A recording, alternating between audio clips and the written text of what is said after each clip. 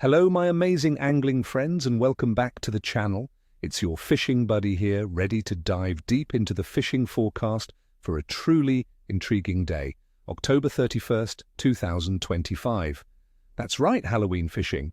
Now, why is this day special?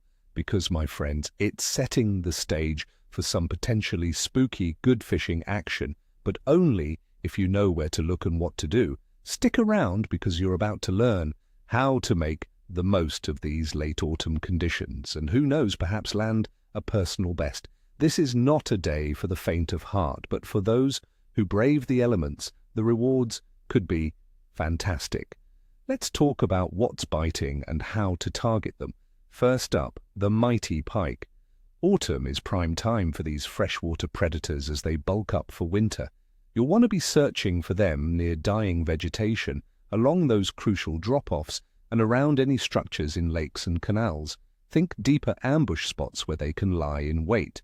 For tackle, a medium to heavy spinning rod with a strong main line, at least 15 to 20-pound braid, is ideal. And please, friends, always use a wire trace. Their teeth are no joke.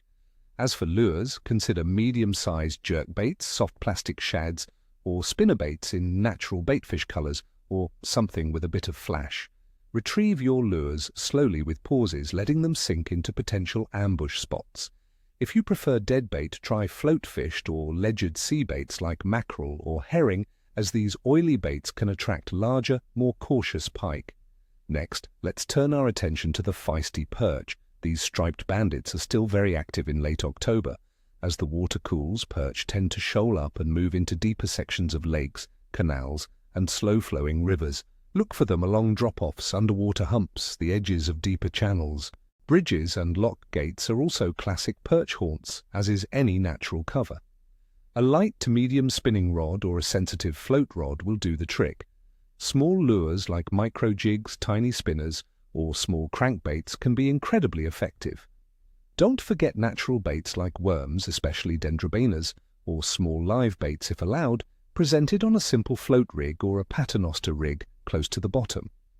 Perch are aggressive, so don't be afraid to work your lures actively, but also try a static bait if the bite is slow. Remember, they often hunt in packs, so where you find one, there are usually more. And finally, for the coarse anglers, the ever-reliable roach. While many species slow down, roach remain active into late autumn, feeding to build reserves. They'll be found in canals and slow-flowing rivers, often gathering in shoals. Look for them in slightly deeper water than in summer, perhaps in the main boat channel of canals or along deeper margins, and near any cover.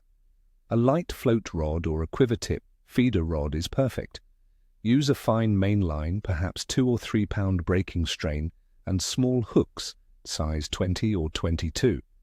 The best baits for roach include maggots, pinkies, or squats casters, bread punch, or hemp. Introduce a steady stream of loose feed, little and often, to keep the shoal interested and feeding confidently. They can be finicky in cooler water, so scale down your tackle and bait size if needed. Sometimes a single caster on a small hook is all it takes. For those targeting carp, they will still be eating, but they'll be moving to depths of 3 to 6 meters as the water cools down. If it's a golden autumn and still quite warm, they might still be found in those shallower summer places like small pits or dense water near the shore. Simple baits like boilies, corn, and pellets should work. Now let's break down the conditions for October 31st, 2025. The weather across the United Kingdom will be quite cool for late autumn. We're looking at air temperatures generally between 10 and 15 degrees Celsius, that's 50 to 59 degrees Fahrenheit, during the day, dropping to around 8 to 12 degrees Celsius, 46 to 53 degrees Fahrenheit at night. The wind will often be from the south, light to moderate, around a maximum of 4 on the Beaufort scale. Expect changeable atmospheric pressure, which is typical for this time of year. There is a high chance of rain throughout the day and into the night. How do these conditions impact the fish, you ask? Well, friends, the cooling air temperatures and expected rain will encourage many fish to seek out those deeper, more stable waters. The southerly wind, while generally considered favorable by some, combined with potentially falling pressure and persistent rain, might make the bite more cautious. The water temperature in UK freshwater bodies will be trending cooler, likely in the range of 12 to 16 degrees Celsius, 54 to 61 degrees Fahrenheit. This cooler water slows down the fish's metabolism, meaning they'll be less inclined to chase fast-moving baits. They'll conserve energy, so slower presentations are key. As for the moon phase on October 31st, 2025, we'll be in a waxing gibbous phase.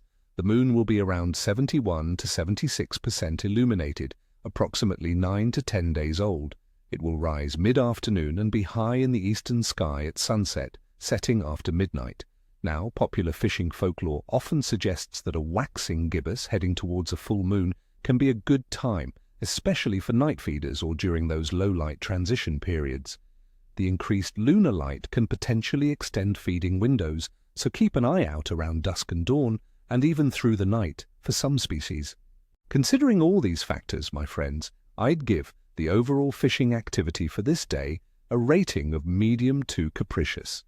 The cooling water, the rain, and potentially fluctuating pressure might make the fish a bit finicky.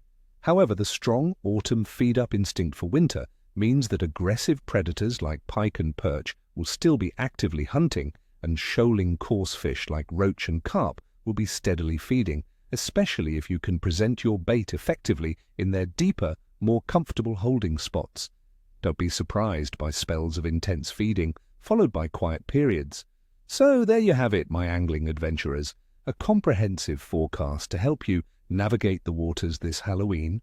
I wish you all tight lines and nippy bites. If you found this forecast helpful, please hit that like button, subscribe to the channel, and share it with your fishing mates. And tell me in the comments below, what are your plans for fishing this Halloween? What's your favorite autumn species to target? And what's your go-to bait for those cooler waters? Let's get the conversation going.